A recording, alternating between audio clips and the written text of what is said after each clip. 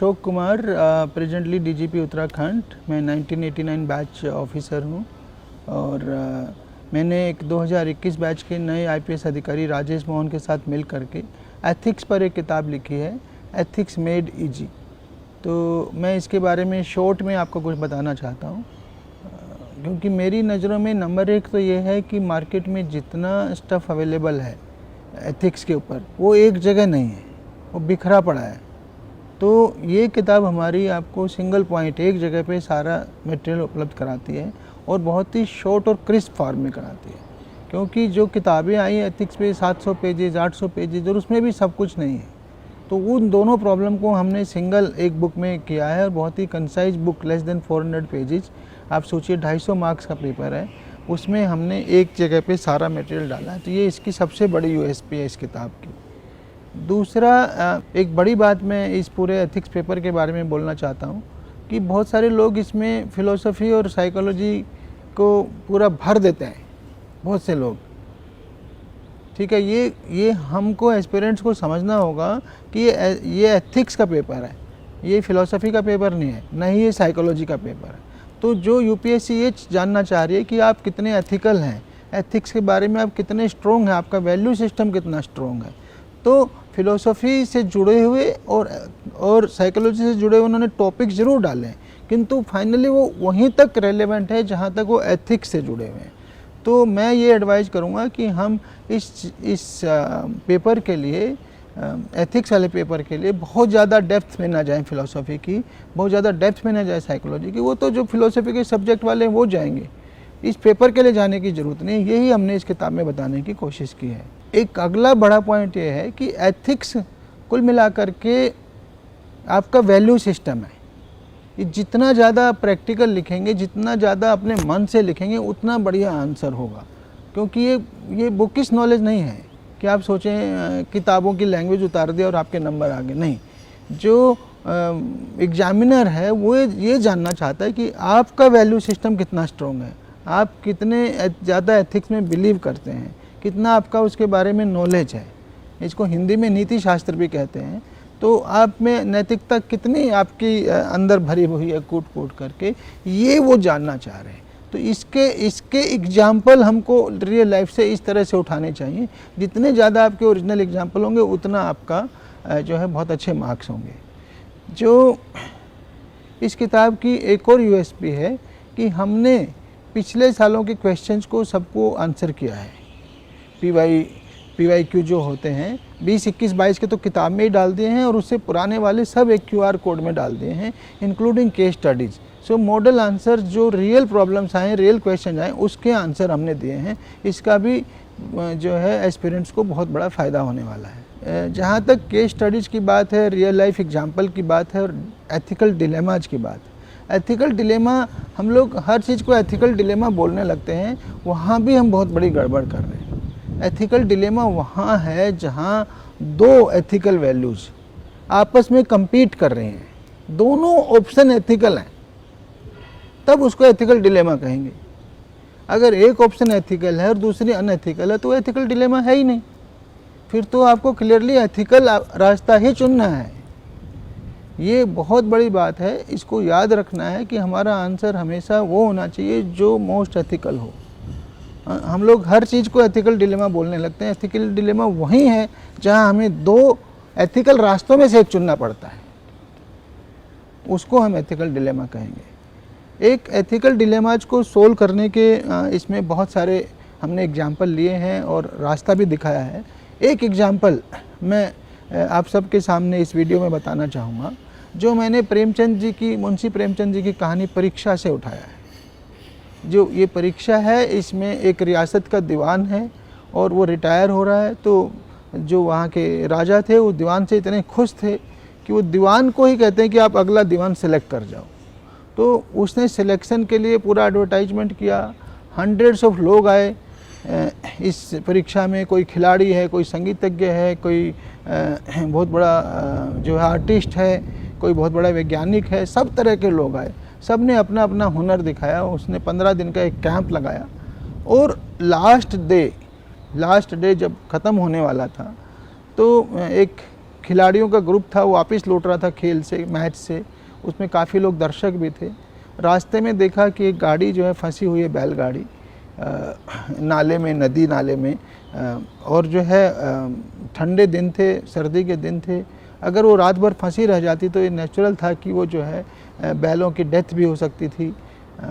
तो सारे खिलाड़ी हंसते खेलते बातें करते हुए निकल जाते हैं, हर कोई उसको देखता है बैलगाड़ी वाले को, और परंतु कोई रुकता नहीं है वहाँ पे।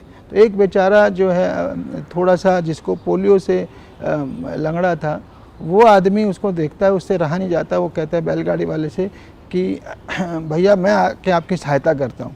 हैं, बोलिए मैं क्या मदद। उन्होंने कहा मैं हाँकता हूँ, आप पीछे से थोड़ा ज़ोर लगाओ तो क्या पता निकल जाए। और फाइनली वो गाड़ी पार हो गई। और नेक्स्ट डे जब सिलेक्शन होता है तो उसी अपाहिज और पोलियोग्रस्त आदमी का होता है।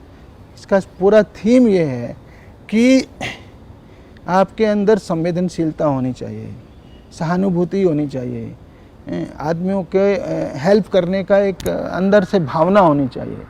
तो ये बहुत इम्पोर्टेंट है। इस कहानी के अंदर जो एथिकल वैल्यू दिए ना, उस एथिकल वैल्यू की सबसे ज़्यादा वैल्यू है, मतलब कि भाई रूल्स बने हैं किंतु इंसानों के लिए बने, आदमियों के लिए बने हैं। ऐसा नहीं है कि मैं कोई हम कोई इलीगल काम करेंगे। जहाँ सवाल लीगल और इलीगल का है तो हमें हमेशा लीगल रास्ता ही चुनना है, किंतु जहाँ सवाल रूल्स का है और रूल्स आदमी से ऊपर नहीं है, रूल्स इंसानों से ऊपर नहीं है, तो वहाँ मेरे को डिलेमा अगर आती है तो मैं कहूँगा कि वहाँ मुझे इंसानियत की तरफ अपना पलड़ा झुका देना चाहिए कि यथासंभव हमें जो है इंसानियत की हेल्प करनी है।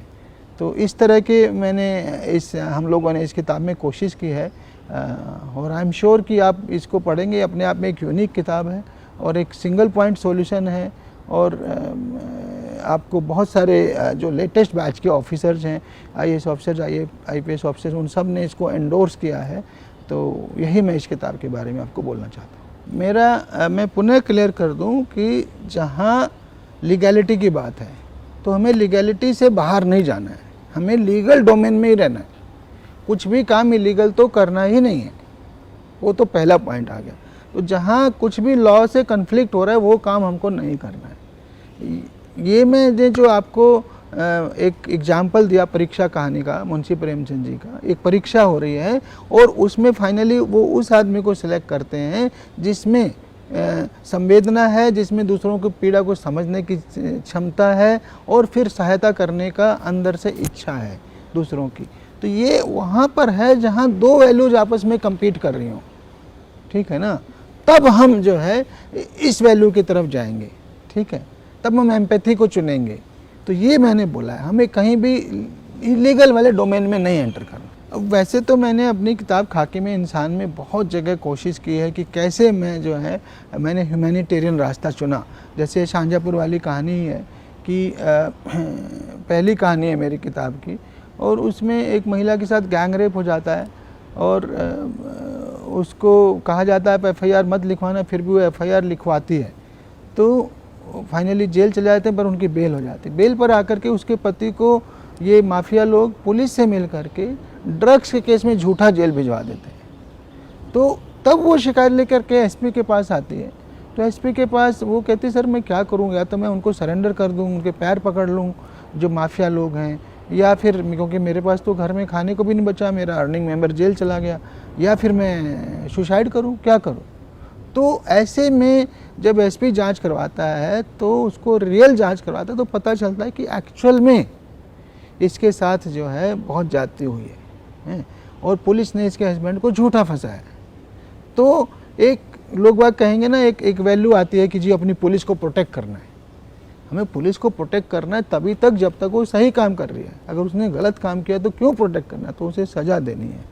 तो इस कहानी की सीख यही है कि हमने उसको सब इंस्पेक्टर को सस्पेंड किया जिसने इसके हस्बैंड को, रेप पीड़िता के हस्बैंड को झूठा जेल भिजवाया था, और फिर उसको न्याय दिलवाया। तो वहाँ पे डिलेमा माने, इसको एथिकल डिलेमा तो मैं नहीं कहूँगा, क्योंकि दूसरी ऑप्शन तो बिल्कुल अनएथिकल है। Supporting a wrong doer is purely unethical. But ये मैंने एक रियल लाइफ एग्जांपल दिया कि हम लोग अगर एथिकल रास्ता चुनते हैं तो ऐसे हार्ड डिसीजंस लेने पड़ते हैं जो हो सकता है आपके सबऑर्डिनेट्स को पसंद ना आए। तो जैसा मैंने कहा कि ये एथिक्स मेड इजी जो हमारी किताब है, आप इसको पढ़ेंगे तो जो इसकी यूएसपी है कि सिंगल पॉइंट एक जगह पे आपको 300 साढ़े 300 पेजेस में पूरा 250 नंबर का क्वेश्चन पेपर आपका तैयार हो जा रहा है। और प्रैक्टिकल टिप्स हमने इसमें देने की कोशिश की है, प्रैक्टिकल एग्जाम्पल्स इसमें देने की कोशिश की है। अगर आप इसको पढ़ेंगे तो सर्टेनली जो है आपका पेपर अच्छे से तैयार होगा और आप मार्क्स भी अच्छे स्कोर करेंगे। एथिक्स के पेपर में एक बात और ध्यान रखने की है कि नॉर्मली यूपीएससी जो है करंट अफेयर से भी उसको लिंक करती है। ऐसी डिलेमा जो हाल के दिनों में चर्चा में रही हो, ऐसे इश्यूज, तो उनको केस स्टडी बना के भी डालते हैं। जैसे कि कोविड के दिनों में माइग्रेंट्स का इशू था, जो माइग्रेंट लेबर थी वो बहुत ज़्यादा परेशान थी बेचारी, बड़ा एक ह्यूमन ट्रेजेडी थी। इसी तरह से अभी जो करंट इशू चल रहे हैं, चाहे वो नू हो चाहे वो मणिपुर हो, तो इस पे भी आपको प्रैक्टिकल सिचुएशंस दे सकती है यूपीएससी, और फिर उसमें आप क्या एथिकल स्टैंड लेते हैं वो आपसे पूछ सकती है। और मैं आपको फिर कहना चाहूँगा, बुकिश मत जाइए कि इसमें ये इशू इन्वॉल्व है, ये इशू नहीं, उसकी डेप्थ में जाइए, उसको क्यों है ये एथिकल डिलेमा है, क्या है डिलेमा और क्यों है डिलेमा, और कौन सा रास्ता आप चुनेंगे, उसको मेरे विचार से शब्दों में हम डालेंगे तो ज़्यादा अच्छा रहेगा। ये जो किताब है एथिक्स की, हमने बिल्कुल सिलेबस के वर्बेटम चले हैं, A to Z syllabus wise चले हैं, उसी के सीक्वेंस में चले हैं, और उसके जो वर्ड्स हैं उनकी बहुत बड़ी वैल्यू है। जो सिलेबस में वर्ड्स दिए हैं उसके हिसाब से अगर हम आंसर करेंगे तो और अच्छा करेंगे। ये मेरी अपनी सोच है। थैंक यू सो मच, और मेरी ओर से आप सभी को आने वाले एग्ज़ाम की शुभकामनाएं।